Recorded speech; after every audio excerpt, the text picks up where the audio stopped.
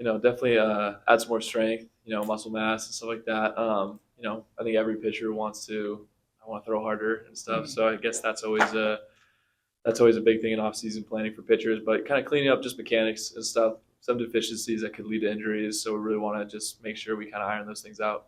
One of the things that people in the organization have talked about is your fastball command. I mean, where do you feel like the rest of your secondary stuff is kind of coming along? I think the secondary stuff has come along well. I think the pitches are getting sharper. I think the changeup has been the biggest thing that's kind of developed through pro ball. Nothing's really changed. It was kind of crazy. I come out of college with just a terrible changeup. I threw maybe five my entire college career, and I get to pro ball, and then all of a sudden it's dropping, it's tailing like it's supposed to, and it's happened organically a little bit. And maybe that's just different balls, or just kind of picking brains of guys with good changeups. And it's kind of I really like where it's at. You didn't change your grip on it? No, no, it's crazy. Trust me. First day I threw it, I'm like, whoa, like that's different. You're looking at the 2023 season. Do you think that there's anything that you'd like to add to your arsenal or improve upon? Is there a main focus for you? I mean, we've always talked. Me and Tim Levesque always kind of talked about a cutter. I mean, I feel like every pitcher has a cutter now, and it's kind of a good weapon to go up and into lefties, kind of break some bats, or maybe just up and away to righties. So we've kind of toyed around with that. I've thrown a couple in bullpens, just kind of see if there's room to grow with that. But we're kind of just trying to improve upon the four pitches we have right now, and then if the time comes where we really need it, then we could really workshop that. What did you see this past season from Gordon?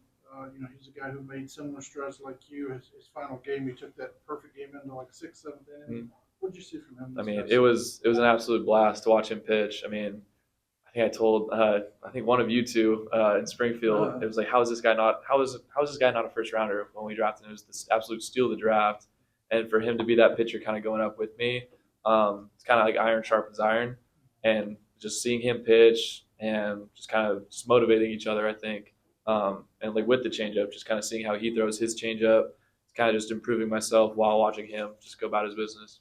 You guys talk about potentially being teammates for years to come. Oh yeah, I mean, we were talking about it last night. We got drafted together. We went to Peoria together. We would go to Springfield together. So I mean, I think it's definitely an idea that we can keep going together. A lot of guys talk about trying to be patient with looking too far ahead and stuff like that. But yesterday, Mo was talking to us, and he mentions both of you guys as guys that can help this team in the near future. What hearing something like that? What does that do for your mindset? Definitely makes you feel good. That's for sure. That Mo's saying those things. Still a lot of hard work to do. I mean, it's whatever the Cardinals need at the end of the day. I mean, everybody back home is always asking, "Oh, when are you going to make it? When are you going to make it?" And it's like it's really not my decision to make because if it was, I'd be in St. Louis by yesterday. But I'm going to continue to just be the best pitcher I can, go out and do what I need to do for my team. But when that time's called, I'll be ready. When you think about what goals look like for an upcoming season, is that based on for you? I don't know whether it's longevity or innings or whatever, or is it more based on like what do my pitches look like? What does the pitch design look like? What is that? How do you kind of wear those two things out? It's definitely both.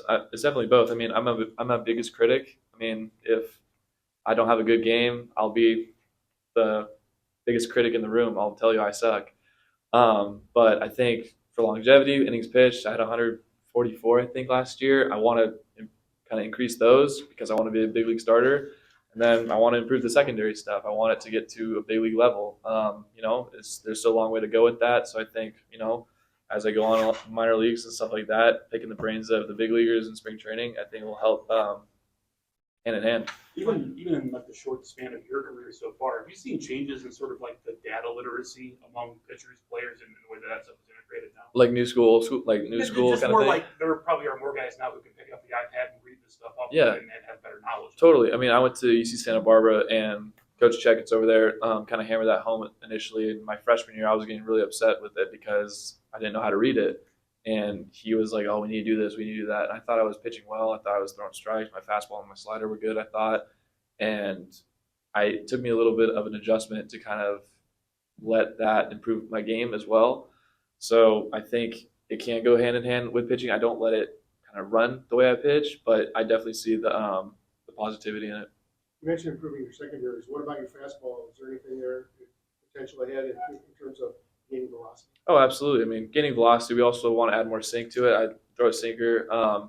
We've been playing around with the four seam. It's not quite, as kind of powerful as we want it to be, but still kind of a workshop thing. But I think kind of just improving upon my strength of just sinker ball, just command the zone, live on the corners, and stuff like that is a big thing. So adding velocity, obviously, but we all want to add more movement to it as well. Like when you're looking at the amount of players that are on this team that are going to play the World Baseball Classic, it certainly leaves a lot of opportunity for younger players like you. How excited are you for that, to be able to maybe establish yourself a little bit more in a bigger league setting? Oh, totally. I mean, first of all, I think it's super great that those guys are doing it. It'll be super cool for them to represent countries and stuff like that. But with the opportunity presenting itself, I definitely want to take advantage and stuff. I mean, going into spring training, I'll eat the crumbs if I have to and stuff like that. But I definitely want to get as much exposure to big league kind of time as I can. Like, is there one moment from Jordan Walker this past season that stands out? I happened to be in Springfield the day he threw the guy out from the warning track, but is there a moment that you'll always remember? I don't think I could give you one moment. I mean, my initial thought on Jordan when I came in was like, oh my gosh, he's a mountain of a man. Like, are you kidding me? He's only 19 at the time. But from like what I've learned about Jordan Walker, it's like he might be one of the smartest baseball players I've ever played with. I mean, for a guy that young to be that good, and you would think, oh, I'm just gonna hit a home run every time, and to see him just take his hit the other way, and just consistently be above 300 is really impressive for a guy that young. Michael, you mentioned the opposite innings workload. How do you feel like your body responded after the year? It was good. I was getting frustrated. Actually, they had me on a little pitch count. I mean, they're the bosses, and I understand why. It's my first full season, but with each pitch count I saw on the board, like the day I pitched, I'm like, are you kidding me? Like, I want to go more. I want to go longer. But I understand it's like a steady increase. They don't want me to get injured and kind of ramping up. I threw 100 innings in college. That was the most I did in a year, and for me to go above maybe 150 would, I think, kind of maybe lead to some injuries down the way. So it's a steady increase, and I'm appreciative that they see that. You see kind of the way you pitch, I mean, obviously single ball pitcher around, and the way kind of the Cardinals have kind of, and typically if you focus on defense at this level, do you feel like obviously that kind of plays into I guess the track of you getting to the majors and fitting in? Oh yeah, absolutely. I mean, definitely gives you confidence as a pitcher that you have a Gold Glove defense behind you. I mean, it's the Cardinal way of being a great defensive team, and for me to kind of be a put the ball in play kind of pitcher gives me the utmost confidence that the guys are going to make the plays behind me. Is there a throw from Mason Lynn that stood out for him? Oh yeah, the one of the Futures game. He told us the day before he left, he's like, I'm just going to let it eat on the first one, and we're thinking, oh my gosh, he's going to sail 110 miles per hour into the nosebleeds, and then it was right on the money. We're like, this kid's incredible.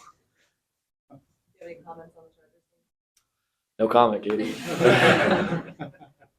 You mentioned preventing injuries being a big focus this offseason. What are some of the physical things you've done to make sure that you can continue to add innings without risk of injury? Just kind of the way my arm was at. Just mechanically, we want to, get to an optimal position. I mean, let the shoulder take more of kind of like the force of the throw. I mean, you don't want the elbow do anything because that could lead to the surgery you really don't want to get. So just kind of being careful and mindful about that. Hopefully, just leading to a long, healthy career. Like, I think the Cardinals had 11 rookies make their major league debut last season. Most of the time, that's on a rebuilding team. They were good team. Does that give hope to guys in AA, AAA that it's possible? Oh, absolutely. I mean, I think it's a credit to the farm system and the development program they have for all of us. I mean, seeing all these young guys get called up. I mean, Andre Palante breaking camp, my high school teammate breaking camp. It's like, oh my gosh, like, you get into pro ball and initially you thought you made it with a draft, but then you realize you have to go through the minors. But seeing all those guys make it, it's a testament to their hard work, but also gives you confidence as well. What's Palante like as a friend to you, as a mentor? How has he changed? Yeah, personally, I like to think I was his mentor in high school, but that's not true. Having Andre as a teammate and friend for when I was a sophomore in high school, seeing him pitch as a senior in high school, seeing him go through college and get drafted and just do the things he's done this year, it's great to have someone like that to look up to that I can call a friend. I'm not used to your mind. Did you guys play against each other or something? Oh yeah, we whooped them. My freshman year. They kind of got us my junior year, unfortunately, though. Was he like this in high school? Oh yeah. Is there anything else? Yeah. Oh yeah. goofy, but the second he steps in between those white lines, he's a killer.